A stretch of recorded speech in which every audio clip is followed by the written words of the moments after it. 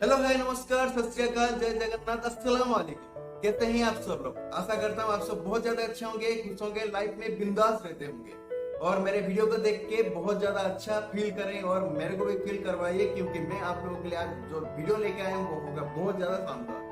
आप सभी दुबई के बारे में जानते तो जरूर होंगे, लेकिन कभी आपने ये सोचा है कि दुबई रातों रात इतना अमीर कैसा हो गया, इतना रिच कैसे हो गया? क्या बिजनेस उसने आइडिया लगाया कि कैसा क्या किया उसने, इतना जबरदस्त उसका मतलब जो वैल्यू है वो ज्यादा से बढ़ गया। तो सोचिए कितना कॉस्टली हो गया दुबई अभी। तो दुबई एक्चुअल में पहले क्या था और अभी क्यों ऐसा हो गया, इतना अमीर कैसा हो गया, इस वीडियो के माध्यम से मैं आपको दिखाने वाला हूँ। तो मेरे वीडियो के साथ बने रहिए और फर्स्ट से लास्ट तक जरूर देखिए। अभी चलिए वीडियो को शुरू करते हैं। मैं बताता हूँ आपको ऐसे ऐसे इंपॉर्टेंट बातें जिसको आपने कभी किसी से नहीं सुना हो। तो चलिए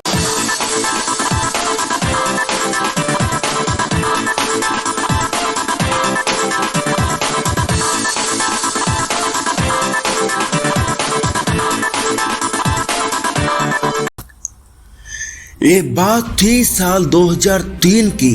दुबई की शेख ने दुबई में द वर्ल्ड की कंस्ट्रक्शन स्टार्ट की।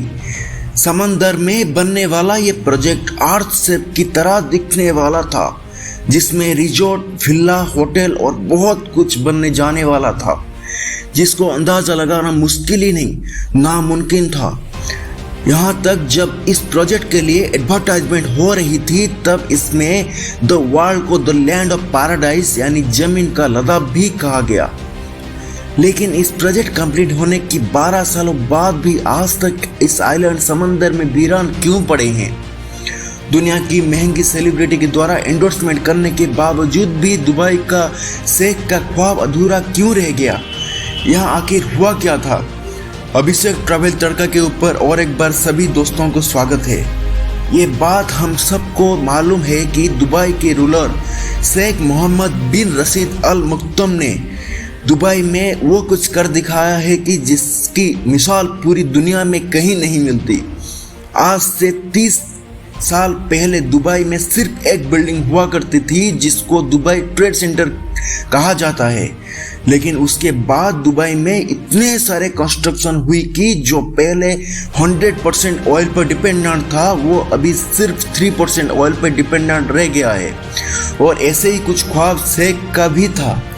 दुनिया की सबसे ऊंची बिल्डिंग बुर्ज खलीफा से लेकर दुनिया की सबसे बड़ी 7 स्टार होटल बुर्ज अल अरब तक दुबई का कोना कोना लग्जरी फैसिलिटी के साथ घिरा हुआ है। जब दुबई के पास मजीद मेगा प्रोजेक्ट बनाने के लिए जमीन कम पड़ गई तो शेख ने रुख किया समंदर का।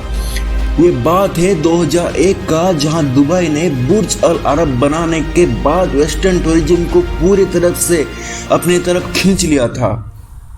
दुबई अभी काफ़ी ज़्यादा फेमस होने लगी थी और बात यहाँ तक पहुँच गई थी कि दुबई के पास बीचेस के लिए जगह कम पड़ रही है। दुबई की कोस्ट लाइन जो कि सिर्फ 70 किलोमीटर तक फैली हुई थी, तो उसको अब बढ़ाना का वक्त आ गया था। प्लान ये था कि दुबई की समंदर में 3 आर्टिफिशियल आइलैंड बनाए जाएंगे जिनको स्पेस से देखने के बाद उसकी शक्ल पाम ट्री जैसे होंगी, जो है पाम जुबेरिया, पाम जुबेलली और पाम डेरा। 2001 में सबसे पहले पाम जुमेरा पर काम स्टार्ट कर दी गई, क्योंकि प्लान के मुताबिक ये सबसे छोटी आइलैंड था। सिर्फ पाम जुमेरा की कंस्ट्रक्शन के बाद कोस्टल लाइन पे 56% और दुबई के इकोनॉमी पे 80% का इजाफा हो रहा था। पाम जुमेरा का प्रोजेक्ट को देख के शेख को इतना ज़्यादा पसंद आ गया और वो उतना ज़्यादा भागे कि उन्होंने पाम जुमेरिया का कंस्ट्रक्शन कंप्लीट होने से पहले ही पाम जवेलली और पाम देरा का काम स्टार्ट कर दिया। इन 3 आइलैंड के अलावा और एक प्रोजेक्ट था जो कि मैग्नेट की तरह पूरी दुनिया की अटेंशन अपनी तरफ खींच लाई। ये प्रोजेक्ट द वर्ल्ड के नाम से लॉन्च किया गया, जिसमें 300 छोटे छोटे आइलैंड शामिल थे। द वर्ल्ड की डिजाइन अर्थ के मैप के डिजाइन के हिसाब से रखा गया था, जिसमें हर कंट्री के तरफ से अलग अलग आइलैंड बनाने के लिए रखाया गया था। 2003 में द वर्ल्ड की कंस्ट्रक्शन का काम स्टार्ट कर दिया गया, जो दुबई के सहेलों से काफी दूर समंदर के ताबड़तोड़ लहरों के अगेंस्ट में बनाया जा रहा था। द वर्ल्ड एक्चुअली दुनिया के एलिटेड क्लास के लिए प्लेग्राउंड होने वाला था। इंटरनेशनल टाइकोल, फिल्म स्टार, बिजनेसमैन ने खूब जमकर इस प्रोजेक्ट के लिए हिस्सा लिया। कुछ ने अपने पर्सनल यूज के लिए यहाँ पे आइलैंड खरीदे, तो कुछ ने एडवर्टाइजमेंट प्ले करके यहाँ पे अपना पर्सनल पार्ट क्रिएट करवाया। यहाँ पे छोटे से छोटे आइलैंड की कीमत $15 मिलियन यानी 112 करोड़ रुपीस रखी गई, और बाद में इस आइलैंड की कीमत का क्या ही कहना, जिसकी कीमत $50 मिलियन यानी 375 करोड़ रखा गया। जिस तरह दुबई को पास्ट प्रोजेक्ट में भरपूर कामयाबी मिली थी, इसी तरह द वर्ल्ड में भी मिली। कंस्ट्रक्शन कंप्लीट होने से पहले ही 60% आइलैंड सेल आउट हो चुका था। लेकिन सवाल ये था कि समंदर में बनने वाला इन रेत से बनी आइलैंड की कीमत इतना क्यों रखी गई थी। पहली बात तो ये है कि इतना आसान काम नहीं है कि कोई भी समंदर में एक छोटा सा आइलैंड बनाना। छोटा आइलैंड बनाने के लिए बहुत ही ज़्यादा मुश्किल का सामना करना पड़ता है। ऐसे करके दुबई पूरी वर्ल्ड में अपना बिजनेस का एक नया मिसाल कायम किया। द वर्ल्ड की सिर्फ एक आइलैंड बनाने के लिए इतनी रेत लगती थी कि जिससे पूरी एक क्रिकेट स्टेडियम को टॉप से लेके बॉटम तक भरवा जा सकता था।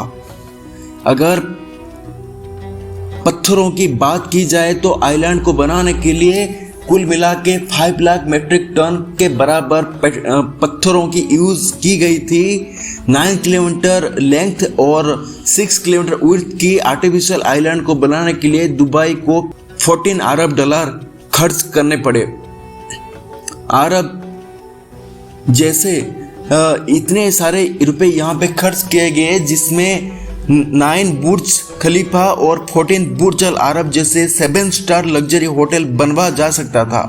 लेकिन शेख को ना सिर्फ दुबई की जमीन बल्कि समंदर से रेवेन्यू जनरेट करवाना था, और यही बात थी कि शेख ने समंदर में जन्नत की जमीन बनाने का सपना को पूरा भी कर किया।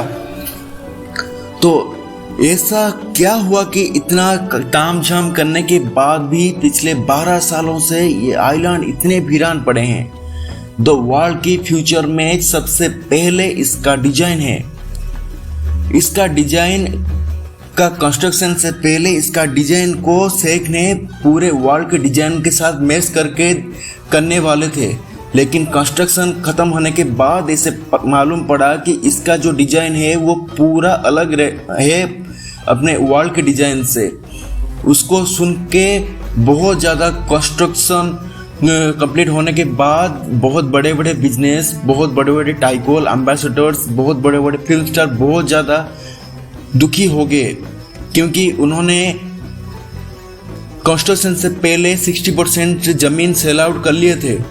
तो उनको फाइनेंशियल क्राइसिस भी आने लगा।